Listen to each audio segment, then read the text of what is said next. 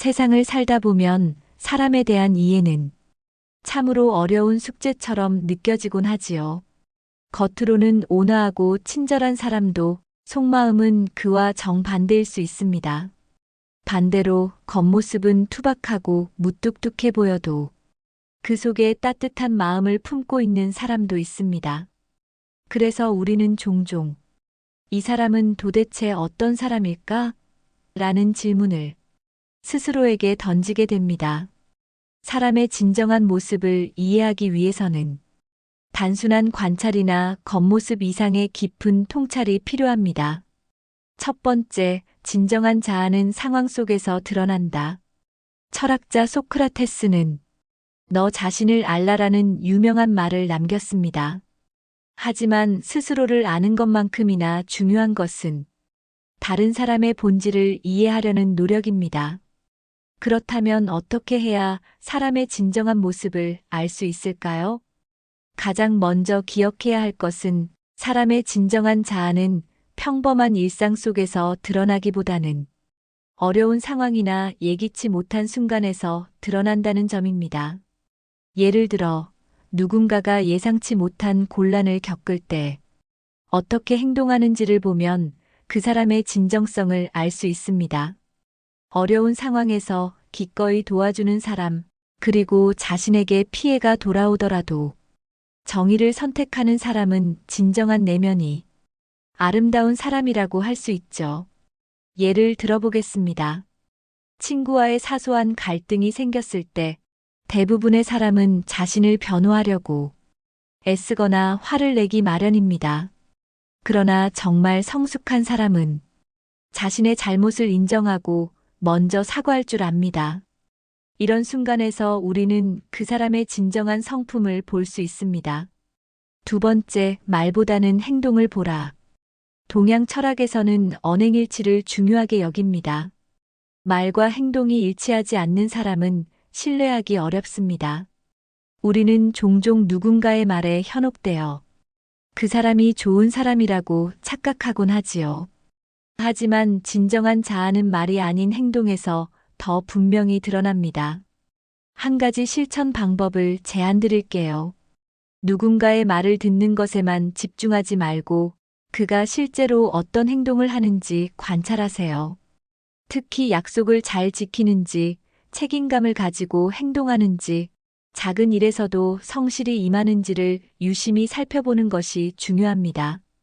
일상적인 예시를 들어보겠습니다.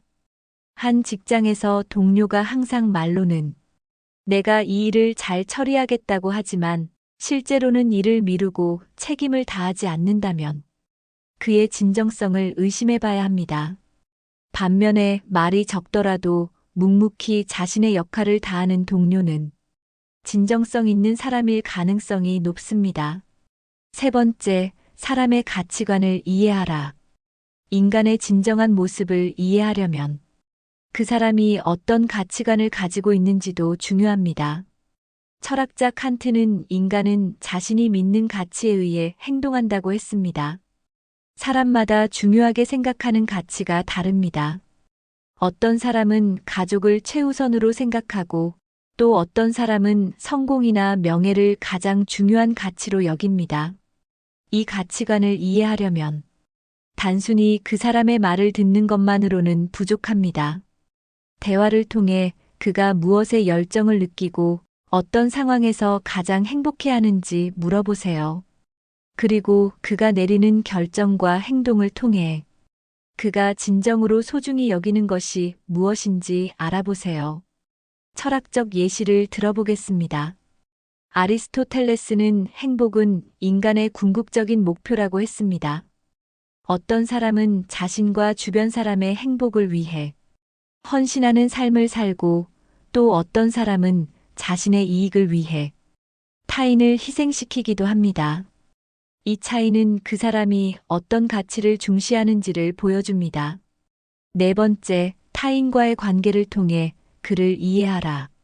사람의 진정한 모습을 이해하기 위해 중요한 또 하나의 방법은 그가 다른 사람과 어떤 관계를 맺고 있는지를 관찰하는 것입니다.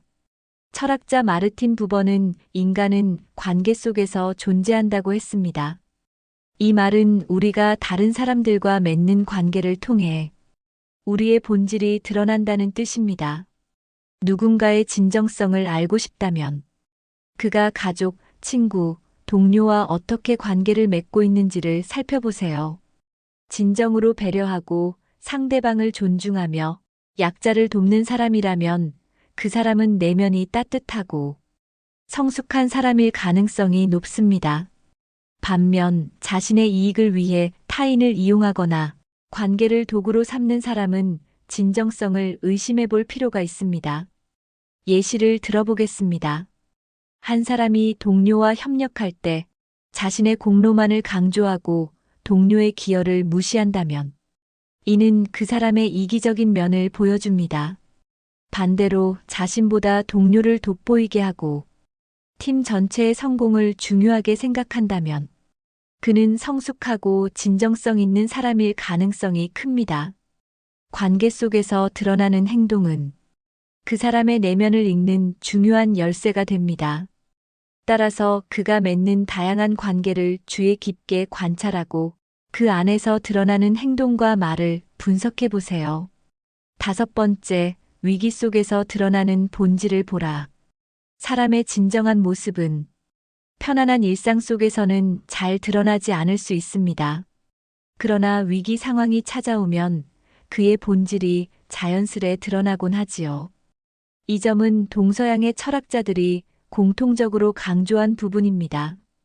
고대 로마의 철학자 세네카는 이렇게 말했습니다. 어려움은 인간의 본질을 드러내는 거울이다. 사람은 평온한 시기에는 자신의 부족함을 숨길 수 있지만 위기나 갈등 앞에서는 진짜 모습이 드러나게 마련입니다. 예를 들어 친구와 사업을 함께 시작했다고 가정해 봅시다. 사업이 성공적으로 진행되는 동안에는 서로 좋은 관계를 유지하기 쉽습니다.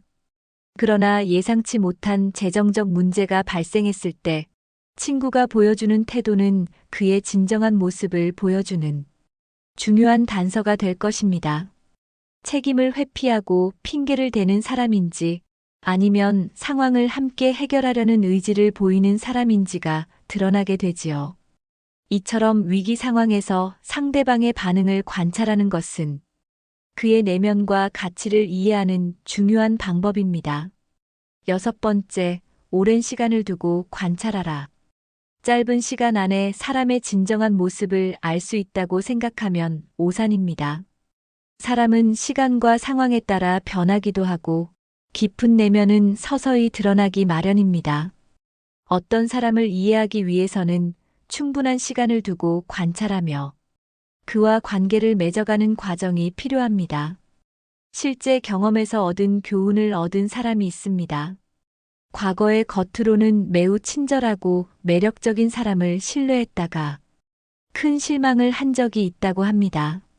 하지만 몇 년에 걸쳐 관계를 맺어온 다른 친구는 처음엔 무뚝뚝하고 말이 없었지만 시간이 지날수록 진정성 있고 믿음직한 모습을 보여주었습니다. 시간이 지남에 따라 드러나는 진정한 모습은 그 사람의 본질을 이해하는 중요한 단서가 됩니다. 어떠셨나요? 사람의 진정한 모습을 이해하고 싶다면 당신 자신도 진정성 있는 사람이 되어야 합니다. 타인의 본질을 바라보는 눈은 자신이 얼마나 정직하고 진정성 있게 살아가느냐에 따라 달라지기 마련입니다. 결국 사람과의 관계는 거울과도 같습니다. 당신이 진실되게 대할수록 상대방도 진정한 모습을 보여줄 가능성이 높아집니다. 내가 진정성 있는 사람이 되어야 사람도 진정성 있게 대한다는 원칙을 기억하세요. 누군가를 깊이 이해하고 싶다면 먼저 당신 자신을 돌아보는 것으로 시작하세요. 당신은 어떤 사람인가요? 당신의 행동과 말은 일치하고 있나요? 사람의 진정한 모습을 이해하는 여정은 쉽지 않지만 그 과정에서 우리는 더 많은 배움과 깨달음을 얻을 수 있습니다. 그러니 지금부터 당신 주변의 사람들을 깊이 이해하려는 노력을 시작해 보세요. 당신도 그들에게 진정성으로 다가가 보세요. 분명 더 나은 인간관계를 만들어갈 수 있을 것입니다.